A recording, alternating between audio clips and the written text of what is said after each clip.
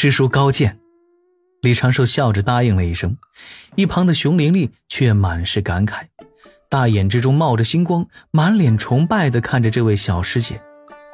九九对熊玲玲不好意思地挥挥手，突然想到了什么，传声问李长寿：哎，这位小玲玲你打算怎么安排？她是掌门的记名弟子，去破天峰修行比较妥当，要不要我带她去我那儿住？反正我房子也空着，我都快在你们小雄峰入籍了。小琼峰比较肃静。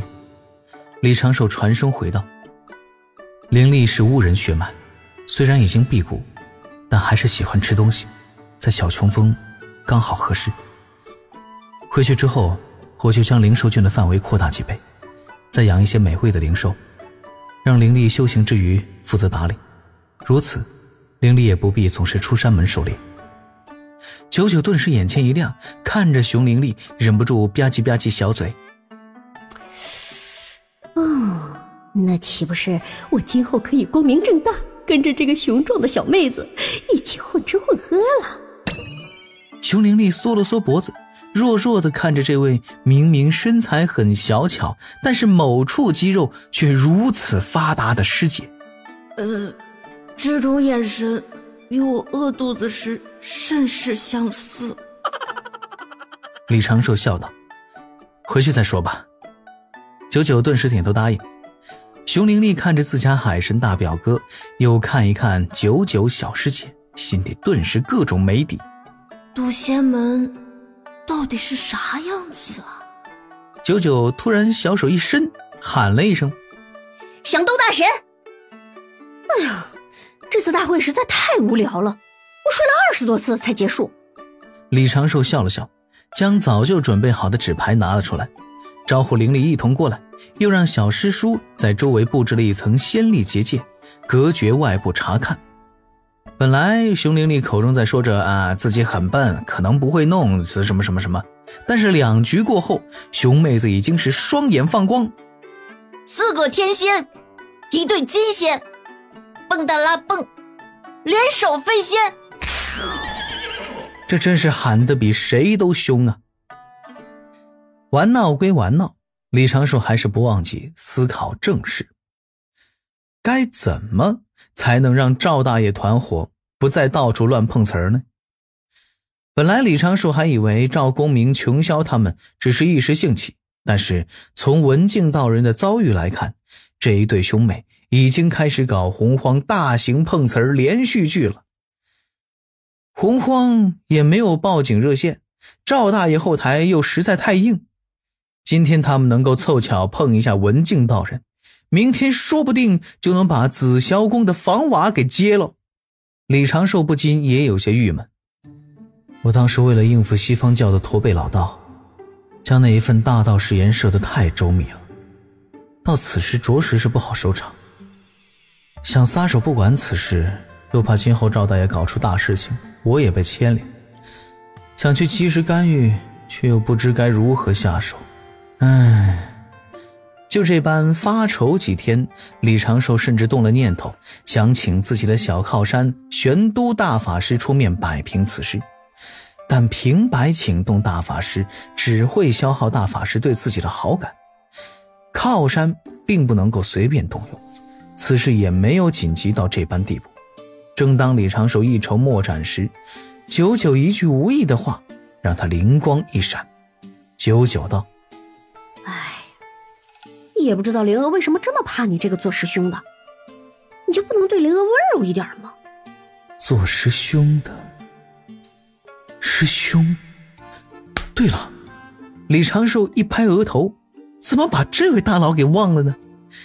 九九眨眨眼。你打自己干嘛？这么浮夸的动作，表现自己懊恼吗？不是，弟子突然想到了一点修行的小窍门。多谢师叔提醒，我以后会对灵娥温柔一点。那个师叔，你先跟灵力耍，弟子先闭关修行一阵。怎么平日里不见你这么勤勉？九九有些不满地嘟囔一声，就知道在门内高手面前争表现。李长寿也不反驳，眯眼笑着，小师叔还真是自己的福星啊。闭目凝神，大半心神归于海神教大庙地下的指道人。他换了一只仙力满值的指道人，飘然而出，又悄悄地去了此地大庙，进了为指道人专备的房间。大概有方向了。截教之中，除却圣人老爷之外，如果有一人能够管得了赵公明和琼霄，那绝对不是截教大师兄多宝道人，而是三霄中的大姐，赵公明的二妹云霄仙子。三霄仙子对上辈子的李长寿来说也是耳熟能详的人物。他们之所以被称之为狠人，主要是因为在今后的封神大劫中，为了给兄长赵公明报仇，布下九曲黄河大阵，凭混元金斗学了12金仙组合大半成员的顶上三花。这其实只是他们战绩的一小部分，最牛的是圣人老爷亲自出手要收服他们。三霄心一狠，真的敢对圣人下手啊！当然，因为此事，他们的下场也颇为凄惨。老大云霄被老子收走，压在了玉虚宫后面的麒麟崖下。老二琼霄、老三碧霄被直接打死，残魂上了封神榜中，成了天道的傀儡，深陷天道神位之中，失了自由之身。他们的神位也十分的微妙，就是俗世间称呼的接生婆。乍一看啊，他们是专管人灵降生之事，是十分重要的神职。但是仔细想想，他们3个人的地位也就是堪比月老殿的月老。堂堂截教外门大弟子，当真是令人唏嘘不已呀。不过李长寿就算是早就知道了这些，也管不了后面这么多事。封神大劫他已经快跳出来了，绝对不想再掺和进去。现在李长寿想要做的只是将赵公明和琼霄在外面胡乱碰瓷儿之事透露给云霄知道，看云霄是什么反应。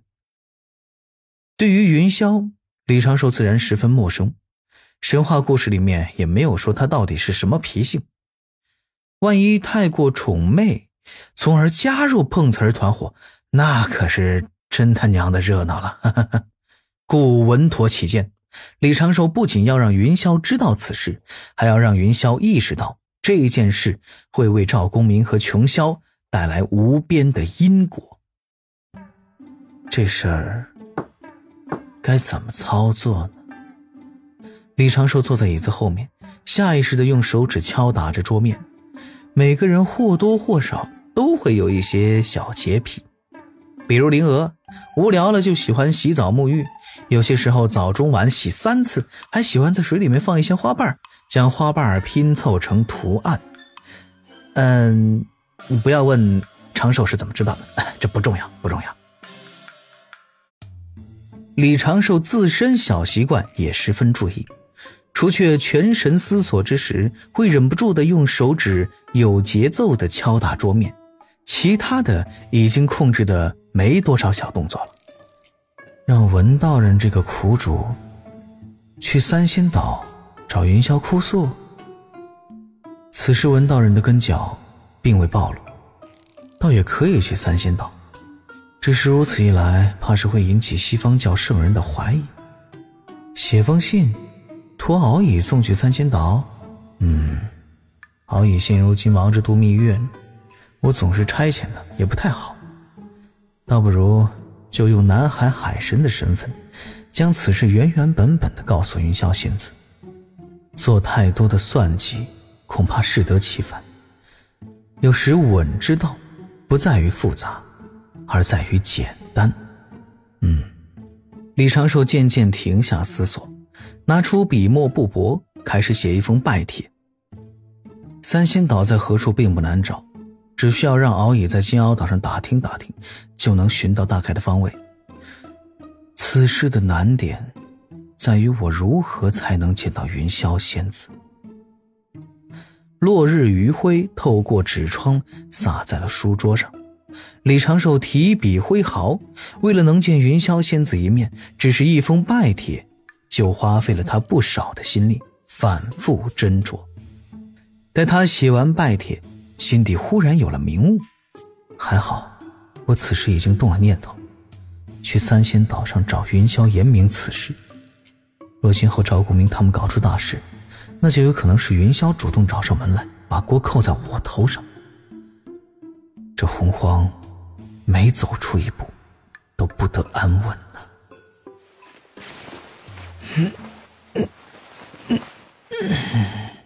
李长寿的指道人伸了一个懒腰，收起拜帖，端起拂尘，施展土遁，朝着南海而去。在海水中用水遁赶路，倒是比土遁能够节省小半的先力。与此同时，南海深处某个荒岛上，三道身影坐在一处林子的空地上，瓜分着一只只储物法宝。琼霄的一双小手来回晃动，一本正经地数着：大哥一个，我一个；韩芷一个，我一个；我一个，我一个；大哥一个，我一个。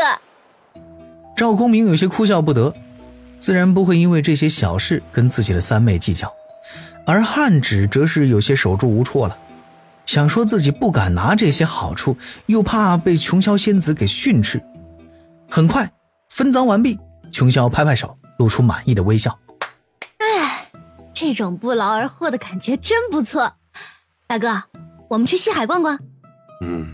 好。赵公明抚须笑着。不过后面还是别要他们这些东西了，整的就如咱们是打家劫舍的土匪一样。三妹，你缺宝物吗？不缺啊。琼霄眨眨眼。可是大哥，不要这些东西，咱们的行为还有什么意义？做一行就要说一行，后面我们就把这些修行之财，找一些不如意的教内仙人，给他们分下去啊。赵公明沉吟几声，禁不住看向汉芷，问道：是这么个道理啊？汉芷的正义感让他本想摇头，却被琼霄暗中瞪了一眼，只能弱弱的点头，轻轻的瞬间屈服。取路南海，一路东行。李长寿临出门也担心自己会被赵公明他们碰上，所以一直贴着南海海岸施展水遁。3日之后，他抵达东海海域，这一路走的也算是顺畅。之前已经托敖乙问明了三仙岛之所在，在南赡部洲东南角出发，向东走16万里，再向南走6万里，就可见一处云雾弥漫之地，那就是三仙岛的外围大阵了。截教之中，知道三仙岛位置者多不胜数，对三霄仙子心存仰慕之人也是多不胜数，但真正能够登上三仙岛的，自古都没几个。李长寿赶到东海深处时，这具指道人的仙力损耗了差不多1成。为了能有最好的精神面貌求见大名鼎鼎的云霄仙子，临近三仙岛所在，李长寿在袖中拿出了一只新的指道人，替换了指道人化身。随后他从海水中出来，驾云朝着三仙岛的位置赶去，心底思虑着接下来会遭遇哪般情形。李长寿又莫名地注意到了一些此前没在意的小细节，比如阐教有名的高手中，除却慈航道人等少数几位，大多都是男仙。而截教有名的高手中，圣人的8大弟子门内大弟子就有金陵圣母、龟灵圣母、吴当圣母，外门三霄更是不用多提，以女仙居多。李长寿心底调侃起了自家人教的某位老纯阳，自家大法师搞道侣之风，明显是搞错了方向，就该往人教之外、道门之外，这么努力的搞上一搞，让阐教与截教相互之间多一些道侣情谊，既能消磨两大教炼气士的进取之心，延缓天地亮节降临，又能让两教增进感情，封神大劫的时候对彼此舍不得下手。原本的封神大劫，一个个老道喊着死道友不死贫道，今日便送你上榜。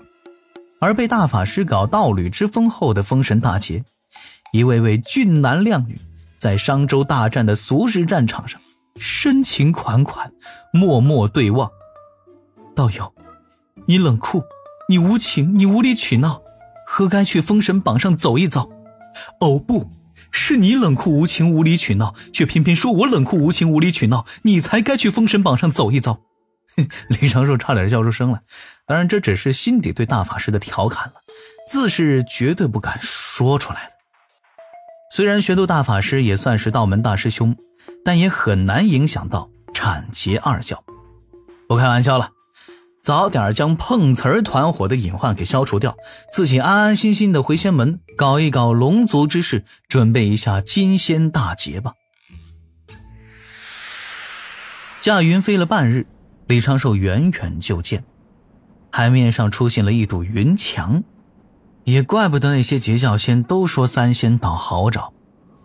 云墙直径超过1000里，方圆数千里之地灵气充沛，仙光缭绕，海中生灵都比其他的海域更有灵性，只要不是找偏了大方向，仙师不断的搜查都能寻到此地。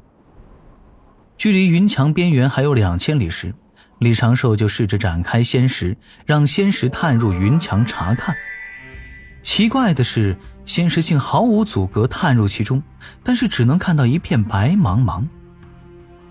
离着此地越近，仙识可以探查的范围也就越广阔，李长寿的心底也越惊讶。待他离得足够的近，仙识完全笼罩着千里云雾，没有阻碍，没有半点阵法的波动，只是单纯的云雾，其中也没有半座岛屿。